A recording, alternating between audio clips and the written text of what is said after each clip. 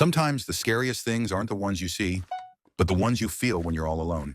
Jamal was a night shift taxi driver. He liked the quiet of the city at 2 a.m., when the streets were empty, and his only company was the hum of his engine. Tonight felt no different, until he picked up the passenger. It was a woman standing alone at the side of a dimly lit road. She raised her hand and Jamal slowed to a stop. Her face was pale, her hair disheveled, but Jamal didn't ask questions. A fare was a fare.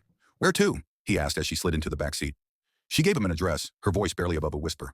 It was a quiet part of town, almost outside the city limits. Jamal didn't recognize the area, but he nodded and started driving. The ride was uneventful at first. The woman said nothing, and Jamal focused on the road. But as they passed under the flickering streetlights, he couldn't shake the feeling that something was off. He glanced in the rearview mirror. She wasn't there. Jamal's heart skipped a beat. He quickly looked over his shoulder, and there she was, sitting silently, staring out the window. He let out a shaky breath. Maybe it was just his tired eyes playing tricks on him. "Almost there," he said, more to himself than to her. They were approaching the outskirts of the city now. The houses